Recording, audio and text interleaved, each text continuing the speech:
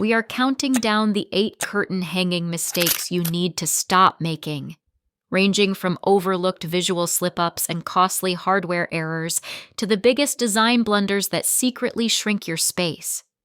Each mistake in this ranking is backed by design science, installer tips, and surprising stats, so you will finally know which fixes matter most for light, privacy, energy, and style.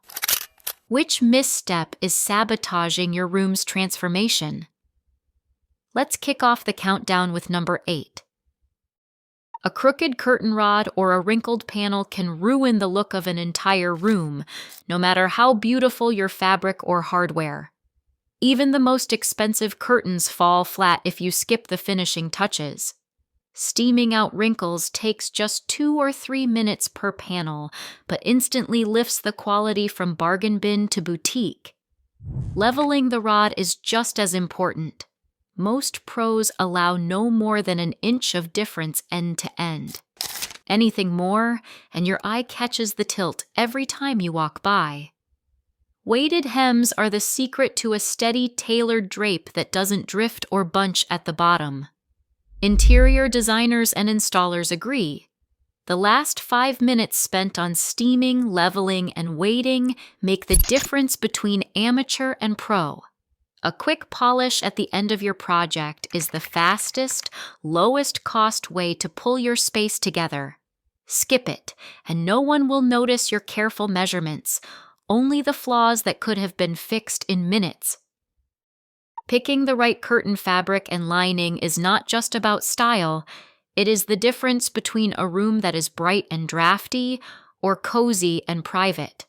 Sheer panels let in plenty of daylight, but offer little privacy and almost no insulation. Blackout curtains, on the other hand, block up to 99% of outside light, making them the go-to choice for bedrooms, nurseries, or anyone who works nights. Thermal linings add another layer, cutting heat loss through windows by as much as 25% according to the Department of Energy. That can mean real savings on your energy bill, especially in older homes or cold climates. A side-by-side test makes it clear: sheers glow in sunlight, blackout panels turn midday into midnight, and thermal drapes keep the chill out in winter. The right choice depends on your needs: privacy, darkness, or energy savings. But getting it wrong can leave you with glare, see-through windows, or a room that is always too hot or cold. Choose wisely before moving on to heading styles. The fabric sets the stage for everything that follows.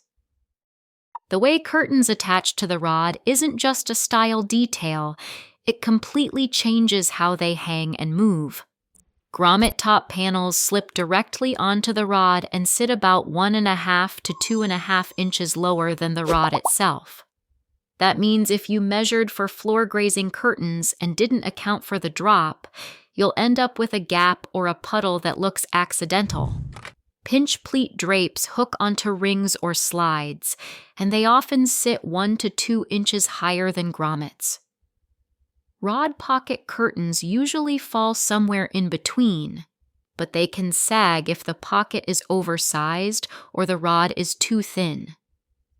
Each heading style also affects how easily the curtain glides. Grommets and rings move smoothly for daily opening and closing, while rod pockets tend to stick and bunch. Choosing the right heading isn't just about looks, it's about matching the drop and movement to your room's needs. Getting this wrong throws off your measurements and turns bracket placement for the next step into a guessing game. When you know exactly how much drop your heading adds or subtracts, you can plan every other detail with confidence. Most curtain rods end up too close to the window trim, but the real culprit is not just height, it is bracket placement and stack back. Imagine opening your curtains for morning sun, only to find half the glass still blocked by bunched up fabric. That is stack back in action. Grommet panels typically need 3 to 4 inches of space on each side just to clear the window when open. Curtains on rings can get by with 1.5 to 2 inches per side, but anything less leaves you with a permanent shadow. The fix is simple. Measure your stack back, then mount your brackets that extra distance beyond the window frame. This 10-minute adjustment means your curtains finally reveal the full view and let in every drop of light. No more guessing or eyeballing, just mark, drill, and hang.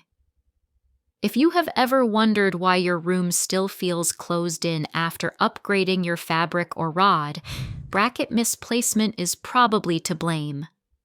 5 mistakes down. And the next one could be the difference between a safe installation and a costly accident. Do not look away now. The top 4 are where things get serious. Rods that sag or brackets that rip out of the wall aren't just an eyesore, they're a real safety hazard. Curtain hardware has strict weight limits, and most homeowners never check them. Tension rods, for example, are only rated for 10 to 15 pounds.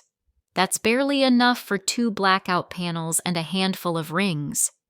Lab tests show that even the best tension rods slip or collapse when loaded with heavy fabric or pulled on by kids or pets. Plastic drywall anchors top out at around 20 pounds each, and even metal molly bolts can fail if they're overloaded or installed at an angle. For anything heavier, like lined drapes, layered shears, or wide rods, toggle bolts or direct mounting into wall studs are the only options that hold up over time. Toggle bolts are rated for 50 pounds or more, and a screw anchored into a stud can support over 100 pounds.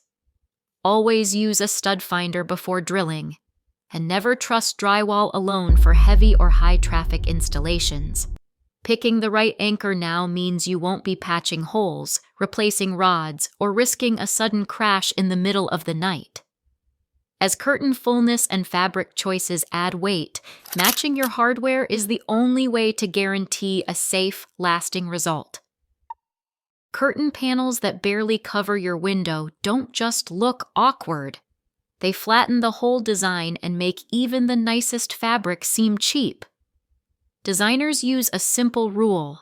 Your total curtain width should be at least 1.5 to 2 times the width of your rod.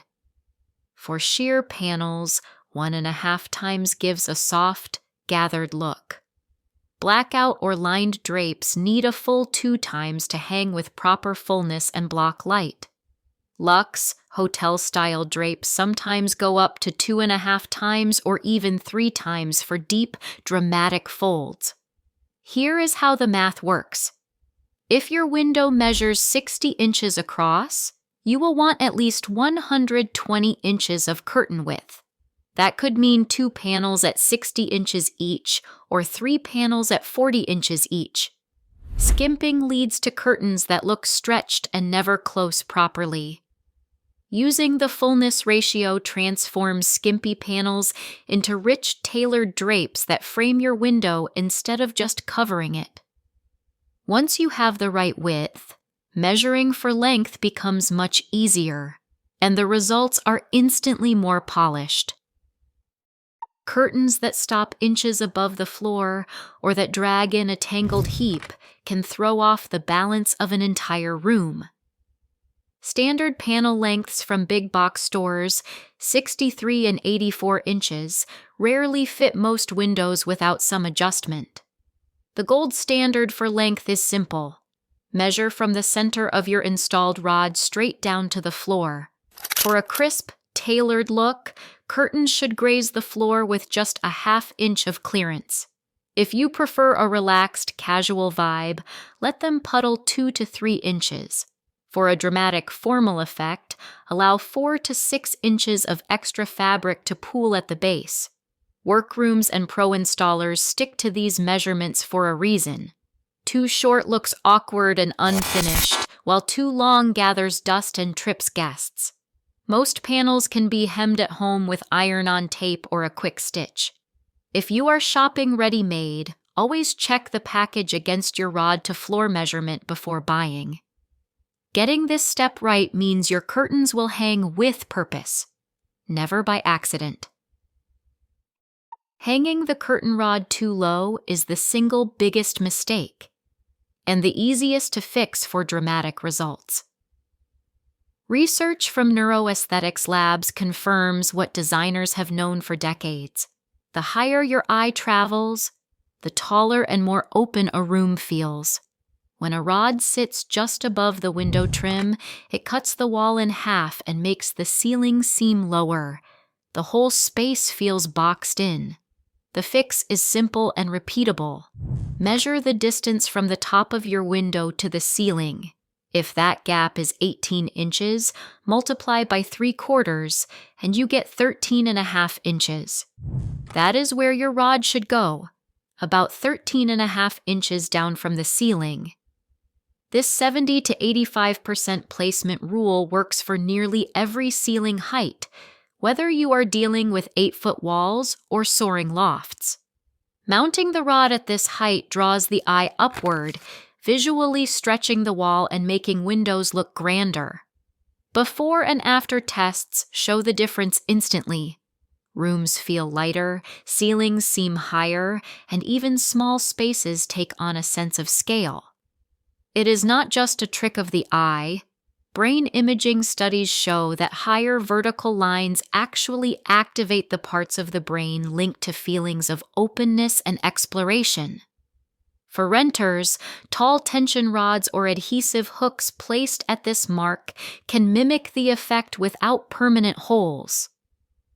One simple measurement, one quick adjustment, and your room transforms. No paint, no construction, just a smarter approach to height. Across all 8 mistakes, one pattern stands out. Details in curtain placement transform a room's entire feel. Getting the basics right is not just about style. It is about maximizing light, space, and comfort. In home design, the smallest changes shape how we live every single day.